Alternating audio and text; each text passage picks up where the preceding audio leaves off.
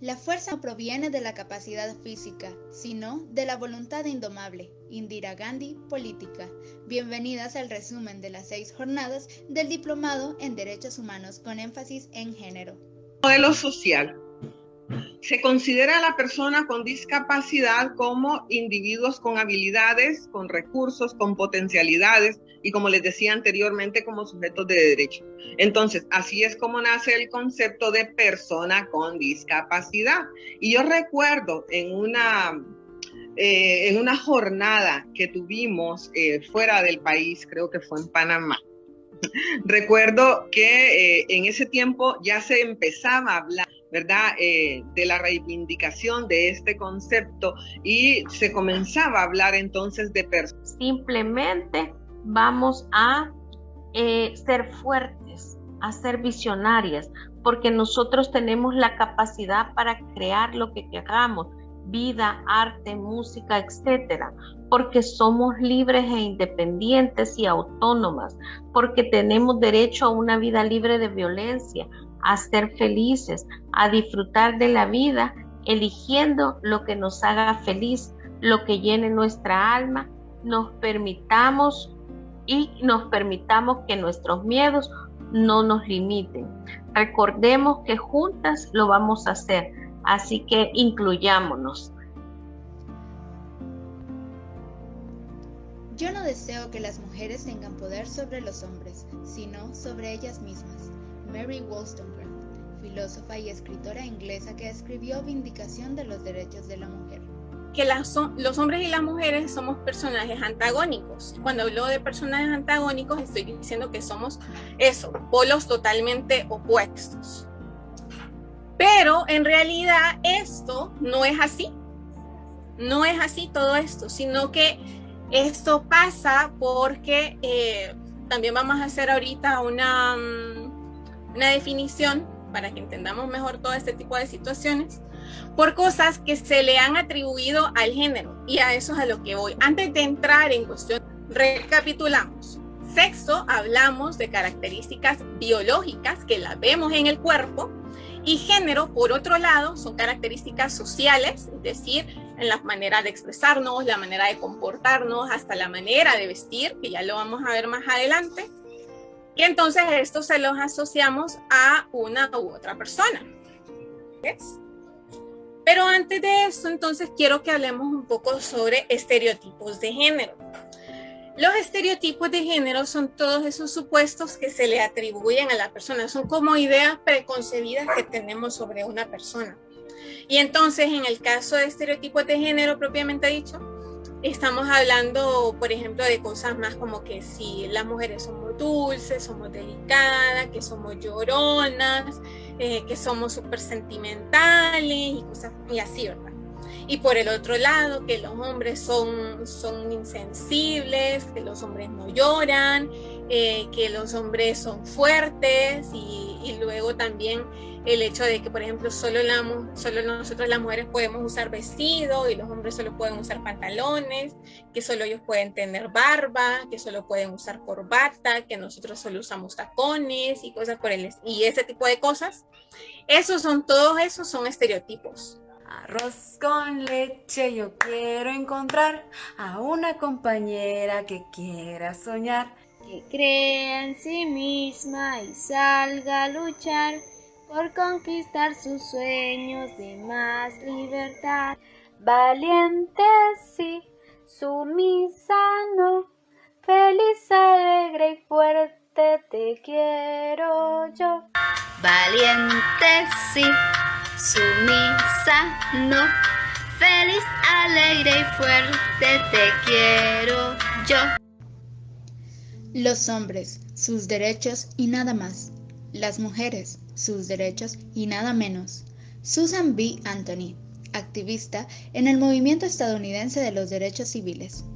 Se sumaran e hiciesen un estudio sobre esta violencia y maltrato contra la mujer.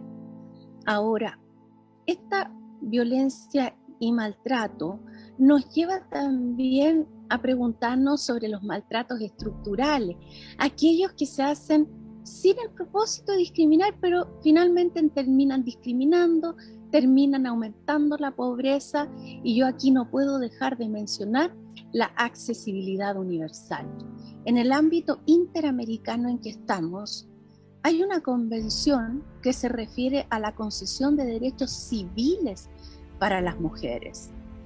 Existe una convención para la eliminación de todas las formas de discriminación contra las personas con discapacidad.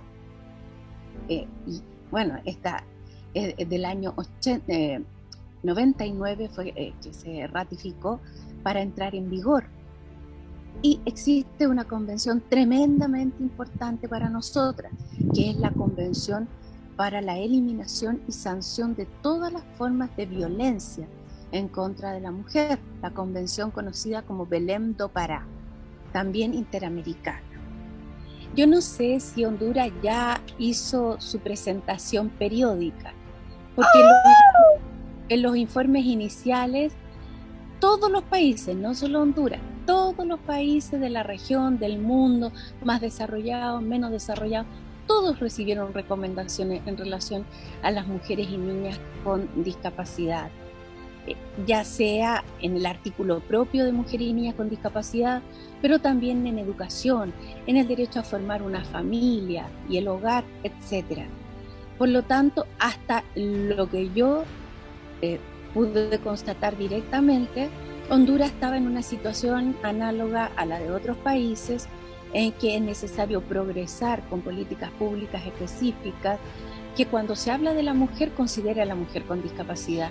Yo encuentro eso demasiado importante, porque no es posible que por tener discapacidad estemos excluidas de las regulaciones que tienen que ver con las mujeres. Eso es un aspecto muy, muy importante. Y la segunda pregunta era un mensaje motivacional. Yo creo que el mensaje motivacional, sí, primero decirle que todo es posible, y se los está diciendo una mujer con discapacidad que estudió en escuela pública, en un liceo estatal, cuyo único capital fue ser estudiosa, no herencia, no padrinos, ni otros apoyos, ni políticos, ni nada. Siempre independiente, pero con el capital de ser estudiosa. Creo que quien es estudiosa y empieza a manejar estos elementos puede hacer una excelente actuación, porque puede pararse en igualdad de condiciones con una autoridad y hacer exigibles los derechos, hacerlos exigibles en políticas públicas, en cambiar la legislación, cuando hable con parlamentarios. Puede hacer muchas cosas una mujer que ya estudia, conoce estos temas y los maneja. Conceptualización jurídica de la perspectiva de género. Importante que conozcamos sobre esto. En general, la perspectiva de género funciona como un análisis que permite comprender cómo operan las relaciones desiguales de poder entre los géneros y la manera en que esta relación influye en los conflictos de carácter económico, social, político, simbólico. Entonces, es importante que nosotras como mujeres conozcamos esta temática. A veces, como dijo Kareli, es un poco aburrido hablar de la parte jurídica, hablar de las leyes, pero es importante. De la República de Honduras, sabemos nosotros que pues es nuestra Carta Magna, nuestra primera ley, ¿verdad? La Constitución, y tenemos algunos artículos aquí que vamos a mencionar, en este caso el artículo número 60, que nos habla que los hombres y las mujeres nacemos libres e iguales en derechos. Si ustedes observan, el artículo no nos dice que los hombres tienen más derechos que las mujeres, sino que nacemos libres e iguales en derechos. Eso dice nuestra Constitución, pero ya sabemos en la realidad o en la práctica qué es lo que pasa. En el artículo 128, el que sigue, nos dice, siempre de la Constitución de la República, que la mujer tiene derecho a descanso antes y después del parto. Sabemos nosotros que nosotros somos las bendecidas, ¿verdad? Para traer a este mundo, pues, nueva vida. Somos las personas que los seres que Dios eligió para poder parir, ¿verdad? Entonces, nosotras tenemos derecho a ese descanso antes de nuestro parto y después de que ya pasamos por esa etapa, sin pérdida de nuestro trabajo ni de nuestro salario. O sea, por el hecho de que yo esté embarazada no significa que me van a quitar mi empleo, o ya embarazada me van a decir, no, usted no tiene derecho a su descanso, a estar con su bebé, no. Y en el periodo de lactancia, cuando ya tenemos nuestro bebé, tenemos derecho a un descanso por día para amamantar a nuestros hijos. En este caso se habla pues de 6 meses, una hora diaria, ¿verdad? Tenemos ese derecho. Y el patrono, ya sea el Estado, ya sea la empresa privada, no puede dar por terminado el contrato de trabajo de la mujer grávida, ni después del parto. Grávida es la mujer embarazada, ¿verdad? Sin comprobar previamente una causa justa ante un juez competente. Para hacerme poderosa solo necesito una cosa: educación. Malala Yousafzai, estudiante y Premio Nobel de la Paz 2014. ¿Y por qué sí o por qué no? Las escuchamos, compañeras, y las vemos los que puedan verlos. Ok, bueno, buenas tardes. La verdad que existen diversidad de leyes, ¿verdad? Que hablan sobre la situación educativa. Y pues sí, con el preámbulo que tú nos hiciste, Kareli, yo pienso que hasta el momento no es cumplido, porque todavía no estamos haciendo procesos inclusivos educativos para niñas y mujeres completos, ¿verdad? Todavía estamos luchando con lo que es la integración. O sea, no es, en mi punto de vista, todavía no está cumpliendo. El Estado no está cumpliendo con el derecho a la educación de niñas y mujeres con discapacidad. Estoy de acuerdo con la Nancy. Lo que pasa es que lo que creo que afecta es que muchos de nosotros sí estamos trabajando. El sector discapacidad sí trabaja en esas áreas, pero la dificultad que tenemos enormemente es que nosotros trabajamos en esto incluso. Ya hay un trabajo que se está realizando, que forma parte de la Kareli, perdón, pero lo que nos afecta es estos cambios de gobierno que hay. Cada gobierno que cambia, entonces viene a retomar y a destruir lo que ya nosotros hemos ido paulatinamente dando.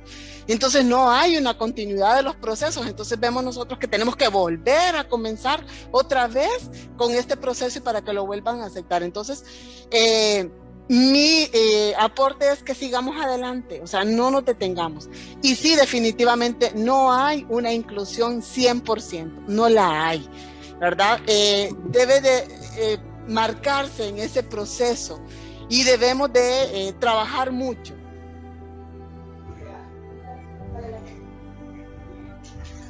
Referencia a los derechos y a la legislación. En el artículo 90, cuando dice así: cuando se vulneren derechos fundamentales protegidos a los trabajadores con la Constitución de la República y en el ordenamiento laboral y las normas internacionales del trabajo ratificada por Honduras, cuyo daño no sea cuantificable en dinero, el importe de las sanciones o multas debe de ser de 100.000 lempiras.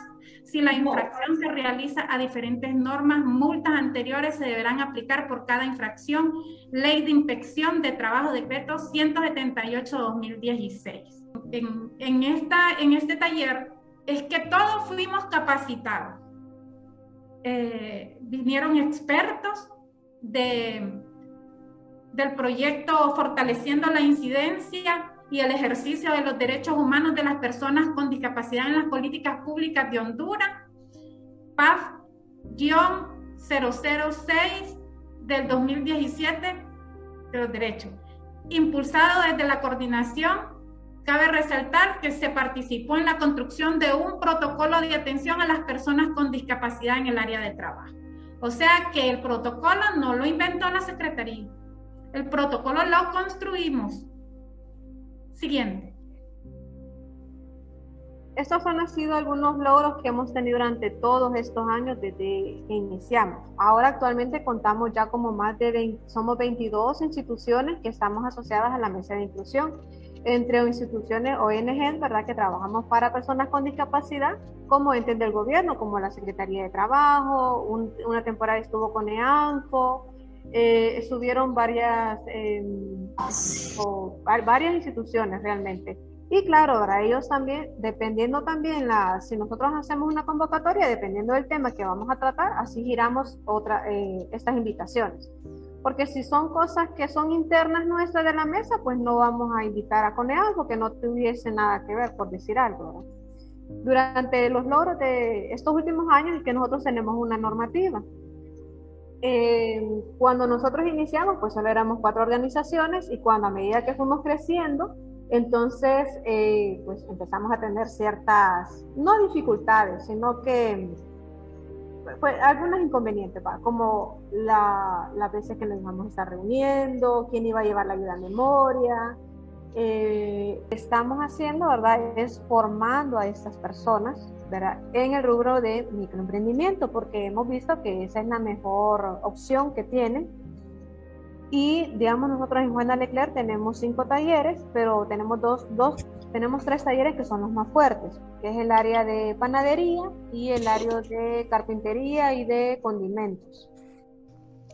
Solo quiero que se me recuerde como una persona que quería ser libre.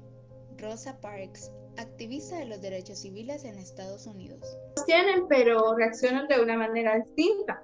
Y es así, son seres humanos, no son de piedra, no son una planta tampoco, ¿verdad? Entonces sí, como les digo, todos los seres humanos nos enojamos, todos nos sentimos tristes, todos nos sentimos alegres y todos nos sentimos asustados en algún momento de nuestra vida.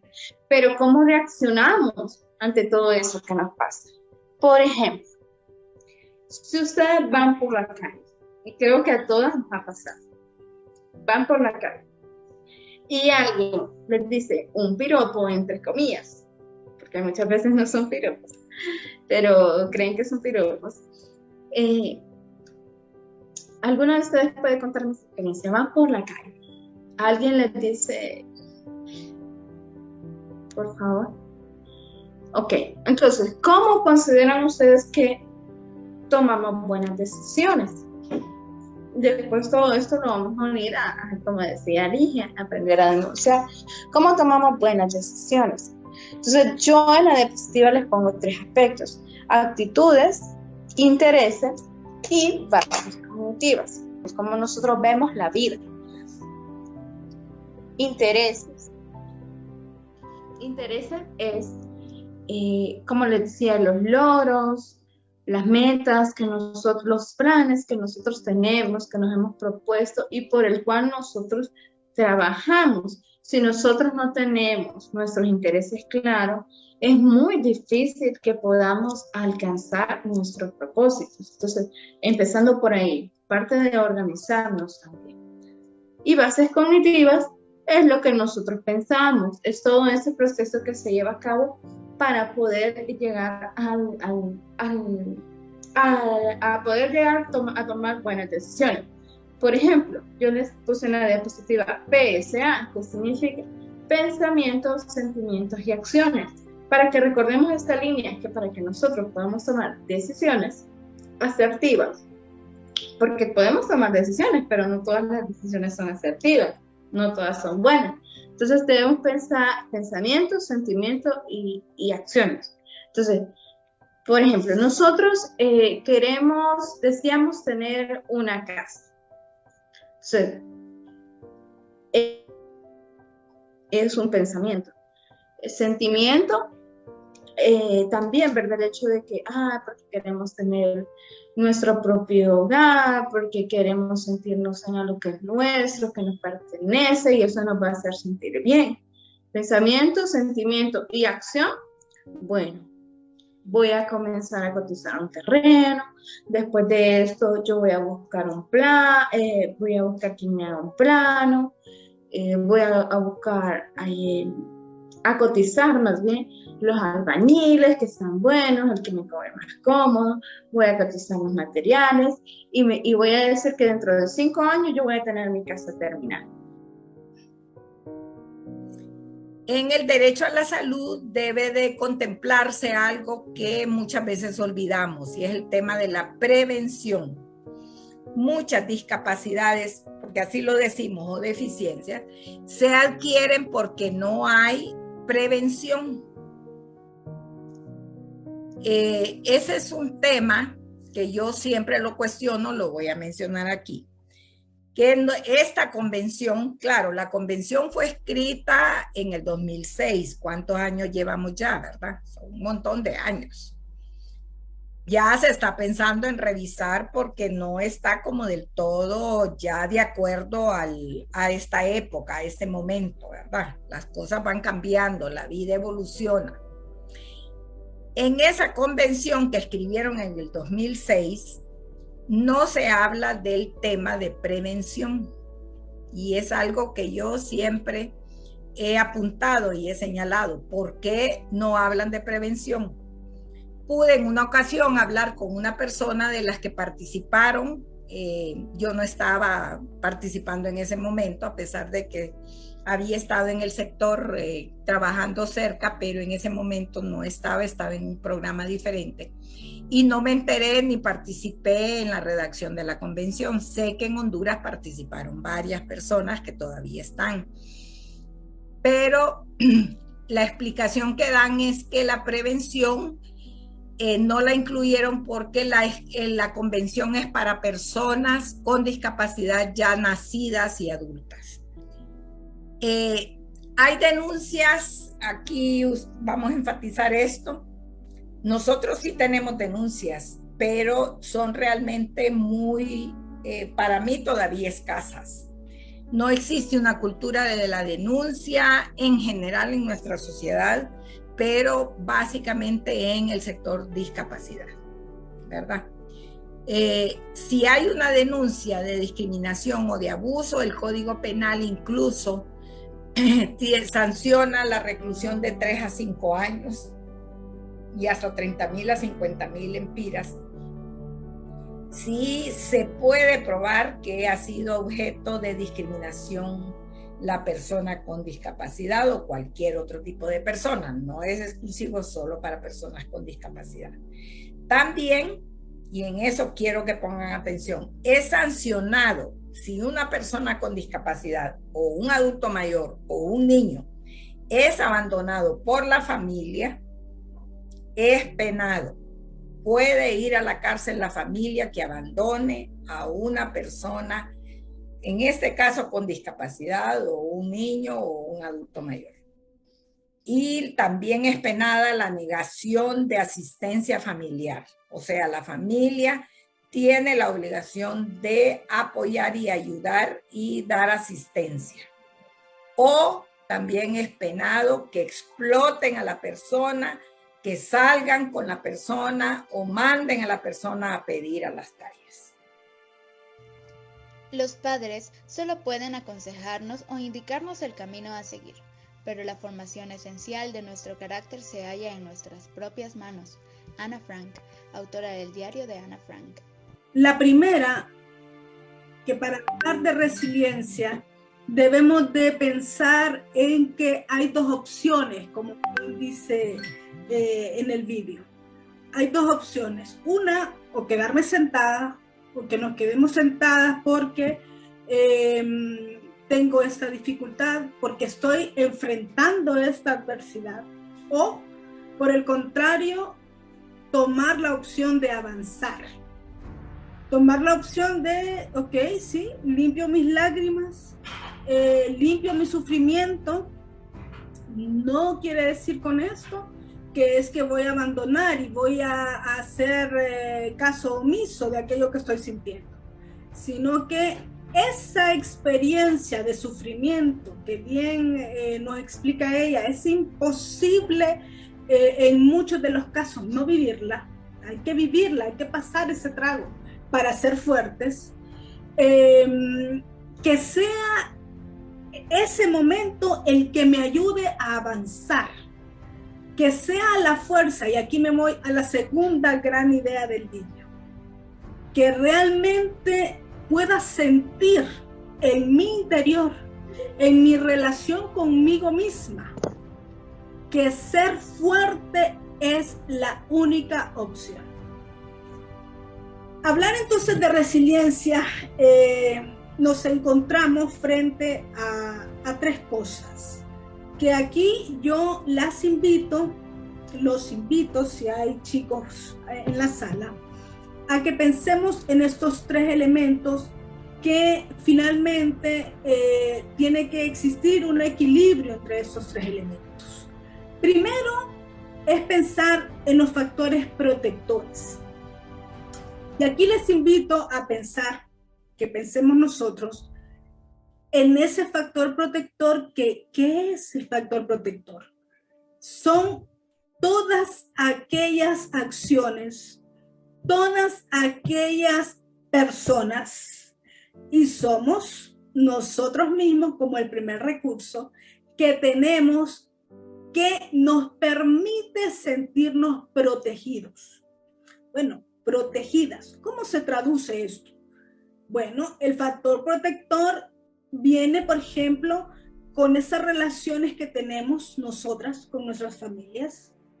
De nosotros nos sentimos cómodas, con esas relaciones que podemos tener sanas, que podemos tener con nuestras amistades, en nuestros trabajos, con esa necesidad satisfecha de tener un techo, de tener un trabajo, de tener salud, de tener a quién acudir cuando nos sentimos agobiadas, de poder acudir porque pertenecemos, porque usted pertenece, por ejemplo, ahora mismo usted pertenece a un grupo de diplomados, es un factor protector, ¿verdad? No es un factor de riesgo, es un factor protector. Ahora mismo usted escucha diferentes ponencias con temas que le ayudan a enriquecerse, ¿verdad? A poder salir adelante, a fortalecerse. Esos son factores protectores. Piense usted cuáles son los factores protectores, si serán estos u otros. Pero sí es necesario, para hablar de resiliencia, entender que nosotros tenemos como un nicho a donde poder tomar agua, ¿verdad?, de ese pozo para poder salir airosas de las situaciones. Enriqueciéndonos, seguir empoderándonos, y ese es justamente el camino que tiene que seguir una líder, ¿no? Una líder tiene que estar fortalecida, preparada ella misma, reconocerse ella misma en sus capacidades, sus potencialidades, reconocer sus debilidades y de esa manera ir creciendo, ¿no? El liderazgo es sobre todo eso, ¿no? Tú guías a un grupo, acompañas a un grupo, porque el líder, a diferencia de un jefe, camina con todo el grupo, camina con los demás, no camina adelante, sino camina junto a los demás, ¿no? Y eso es lo importante en el liderazgo femenino, para que las mujeres puedan liderar, ¿no?, el proyecto de vida, el desarrollo de otras mujeres, el trabajo en comunidad, el desarrollo en comunidad, el crecimiento, ¿no? Porque el líder promueve el crecimiento de todo su grupo, de toda su comunidad. Trabaja en equipo, avanza con todos, ¿no? Ayuda a las más débiles para que todas se fortalezcan. No busca sobresalir, no busca ir adelante, sino que camina con las demás, ¿no? Y junto a las demás. Y ese es justamente lo importante y lo ideal cuando pensamos en inclusión, cuando pensamos en participación de las mujeres con discapacidad.